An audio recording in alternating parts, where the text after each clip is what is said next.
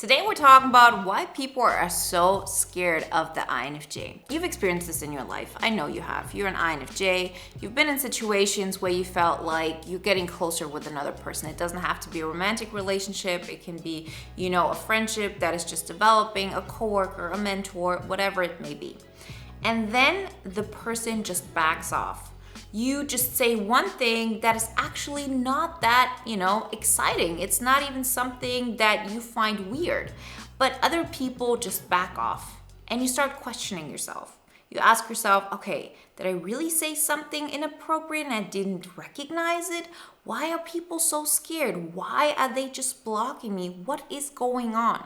This question can lead INFJs to real depression because it's this constant thought of, okay, I'm misunderstanding something. Like something is going on that is out of my control, something I could have not predicted, and I cannot explain it to myself. We really get to a place where we really start making ourselves to be the villain of the story, where we start thinking that we are not allowed to do anything wrong, that we always have to make sure that the other person is taken care of, that we're always kind to them, that it's our mistake that we said something that made them, pull away, that made them scared.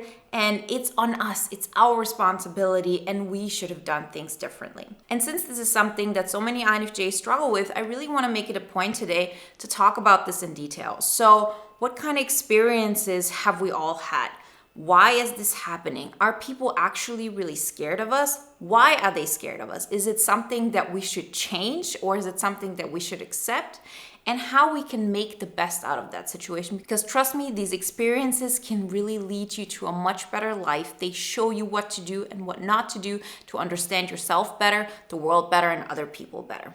Before we get started, I want to remind you, if you haven't done this so far, to download the poster on the 5 pillars to an INFJ epic life. And if you want to take it to the next level, then get the INFJ epic life audio guide and kickstart your INFJ epic life journey today. All the information you find in the links in the description. In the last video, we talked about people getting shocked once the INFJ anger comes out. This is not what today is all about. Today, we're actually talking about you not getting to a place of anger. You actually just expressing one little thing that might be interpreted as, okay, I'm taking care of myself, or I'm protecting myself, or I'm looking out for my own best interest, and the other person having that reaction of, oh, I'm going to back off. Why is this happening? The main reason this is happening is because people actually get a glimpse of who you are that they haven't seen before. And this is happening because we as INFJs are so good at being the projection. And this is something we just have to accept. That it's not just about other people projecting onto us or, people just living in a dream world and pretending we're somebody else, but to also recognize the role we play in this. What we have to recognize is that we have the capacity to be in other people's movies, right? I always say you have to direct your own movie, you have to be the leading character in your own movie, but we can be the supporting role in other people's movies. And this is one of our biggest qualities, right? It's actually our ability to listen to others, to understand where they're coming from, to experience in a way how they experience life. Like when I was younger, I actually thought we had this perfect grip on this. The older I get, the more experience I have with this. And, since this is my job and I, spend most of my time with this, I know actually how inaccurate this is. But I also know that we can present an image that makes a lot of people feel like, oh, that person really understands me. And they understand me in a way how nobody else understands me. And we love that. We thrive on that. And it's not even coming out from a place of, okay, I'm doing this in order to manipulate others. We're doing this out of good intentions. We're doing this out of a place, okay, I want to make that person feel seen. I want to show them just, how special they are. Of course, there are reasons for us to do this that aren't all about altruism, natural, nobody does that. That's just not human. So of course, one of the reasons is if I do this, the person will like me. Therefore, we can create a bond. I can experience life through them. There is an excitement when I step into that role. But consciously, it doesn't come from a bad place in most cases, right? It comes from a positive place. We want to make that person feel seen. We want to get like a positive vibe going. And we love the reaction we get from people once we can put ourselves in that role. And this can be a very, very beneficial thing in your life. It just becomes a problem if it becomes your constant go-to, if you don't even have a base of, this is who I am. And this is what so many INFJs struggle with. And I used to struggle with this a lot. Thankfully, since I've had a lot of practice in this, I don't get in situations like this the way I used to before. I can still step into somebody else's shoes. That's why I do coaching, because I can actually put myself in that position and talk to people and understand where they're coming from. But this is a very isolated situation where we both know, okay, I'm the mentor, I'm the coach, the other one is the coachee, right? We are all about that person. Like, I'm there to support you. But if you meet somebody, in a daily situation, people are not understanding the sacrifices that you're making in that moment. They're not recognizing that you're adapting in order to fit into their world. They're not recognizing that you're doing this in order to make them feel good. All they see is somebody who seems like them. Somebody who sees the world similarly like they do, right? Somebody who for the first time shares space with them. That's what they see. And then at some point you show them a part of yourself that doesn't belong in their world. And that part will come out eventually, because you are not them. You are not living their life. If you were, you wouldn't be able to actually, be by yourself in a way that is different than their life. Your apartment will look the same way. You would, even before you would have met them, listen to the same music, had the same interests, like all of this. But that's not the case most of the time. What happens is we meet somebody and we immerse ourselves into their world. We understand their music, we understand their taste, their weaknesses, the way they see their life, all of that. Like, I can honestly tell you, I'm not even able to do this anymore. Not the way I used to, because I've just made it such a point to have like this space of, this is who I am, that I cannot hollow myself out anymore to such an extent. But I know I used to do this, and I know most INFJs are still in that space, because although I want to help people and I want to make them seen, I'm not going to do this anymore at the expense of who I am, right? But so imagine this scenario. If this is not the case, that you have the exact same interests, tastes, whatever it may be, like that person that you're just meeting, but you're actually developing an appreciation for who they are, then of course there's a difference there. I mean, there's a difference, anyway, but you know what I mean? I'm giving extreme examples here. So at some point, that part of you will come out. And how will that make another person feel? That person will feel betrayed. That person will feel like they have been played. There is an illusion that they have fallen into. And that is what makes people scared of the INFJ. It doesn't have to be much, but it hits people so deeply because they recognize, oh, I thought I met somebody who's just like me. And they recognize that no, it was a person who just pretended to be like me. And that, of course, makes people afraid. Of course, that makes people scared. Of course, makes people back off. So instead of wondering how you could have done the situation differently, how you could have avoided all of this, why is this person scared? Why are they backing off? Should you have just kept it to yourself, like this 1 inch of yourself? Recognize that you're expecting something that is just impossible. At some point, your true self will come out. And your true self, by default, is different than the other person. And so the only way to really get out of this vicious cycle that continuously will happen in your life, and we all have experienced this. Like, this is not something where you say, okay, I've had one person in my life and this has happened. I can tell you stories from when I was 12. I can tell you stories when I was 16, 21, 25, just memorable situations in my life that have made me question everything, that have made me get really into, existential crises because of that.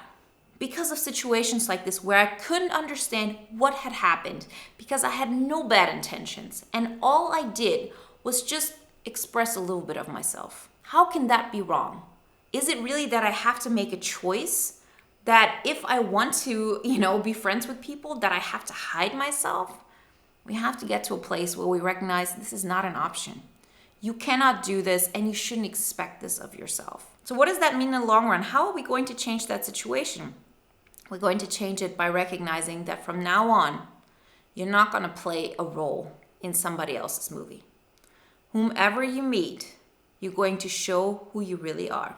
Easier said than done, right? Don't lose hope just because of this one sentence. It's not like, easier said than done. Okay, just be yourself and then everything's going to be good. We're going to talk about how to do that. But first off, recognize why this is happening. It's happening because we want to show the other person we understand them and we're part of their world, okay? And then they get freaked out once they see, oh, it was all an illusion. So in order to avoid this, we're not going to pretend anymore that we're part of their world. That doesn't mean we can't make compliments to other people. That doesn't mean that we can't, show them how much we appreciate who they are. But we're not going to put ourselves in the position of, oh, I'm saving the other person. I'm going to be their protector. I'm going to make them feel good. That person is a person just like you. They don't deserve more, attention and more taken care of than you do. Because think about it, there is a superiority complex that comes from this. It's not just, oh, the other person deserves praise and they deserve to be appreciated, but it also comes from a place of, I'm not as weak as other people. Like, I'm stronger. I'm going to be the one who saves them, who makes them feel better. Why? Why is it that you feel that person cannot make themselves happy, so you have to neglect yourself in order to make them happy? What makes you feel that you are coming from a place of, okay, I'm going to show them the way? And please don't take this as me saying you're doing something wrong or me judging you, because, the main person I'm talking to is myself 10 years ago. If I would have listened to this 10 years ago, for example, I don't know if I would have been able to get it. I don't even know that I would have been ready to hear this. But if you hear and if you've listened so far, then you're probably on the edge of saying either, okay, I've actually overcome this and this actually sounds very familiar to things I've gone through a while ago, or it's something like, yeah, I see that I'm on the verge of making this happen. I'm making that change, because the way I've been going about this as the martyr, the person who's going to save others, in the end, it doesn't really get me anywhere. It actually gets me to a place where I feel alone, gets me to a place where I feel underappreciated, and it makes me feel just out of place. It doesn't make you feel good. And so we have to change our perception of who we really are, and not to look at it from a way of, okay, I need to save that other person. Recognize this. The only person you can save is yourself. You can be somebody who inspires others to save themselves. You can be a guiding hand, but you're not going to be the person who goes into their world and picks them up. That's not happening. People have to actively come to you, ask for your help, have some kind of, combination of this. Let your energy and your power inspire them to be themselves. But if you are neglecting yourself in order to make another person feel good, you might be saying you're great, you're important and whatever it is. But people are not listening to what you're saying. People are looking at what you're doing. And what you're doing at that moment is neglecting yourself. So you're actually being an example of how to neglect yourself and not how to cherish yourself. The best thing for every person is to recognize their own gifts, to appreciate them, to, love what they bring to the world. And the best way to inspire others to feel that love for themselves is for you to love yourself. So when you meet somebody new, make it a point to show them, this is who I am. This is what I'm about. This is what I like. I'm not making myself smaller in order to let you shine, because that is actually not the kindest thing you can do. The kindest thing you can do is to say, yes, I love my life. I love who I am. I express myself as authentically as I possibly can because I want to appreciate life. And I encourage you to do the same.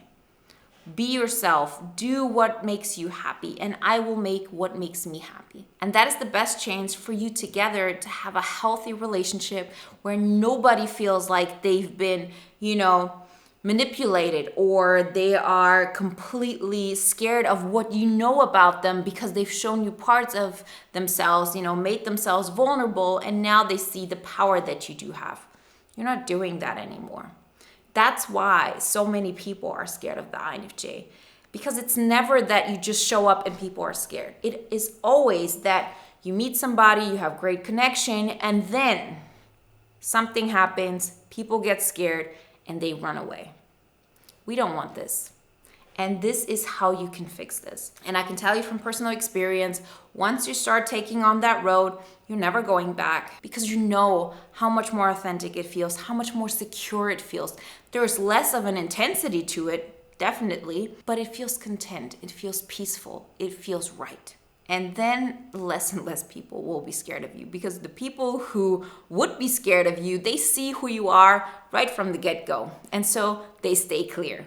But when they stay clear, the right people can see you, the right people can find you, you can connect with the right people, and you're not wasting your time on people who are just not meant to be in your life, who don't have the capacity to be around a person who chooses him or herself, right? But that's not on you to decide. It's not on you to make that choice for other people. It's on you to choose yourself.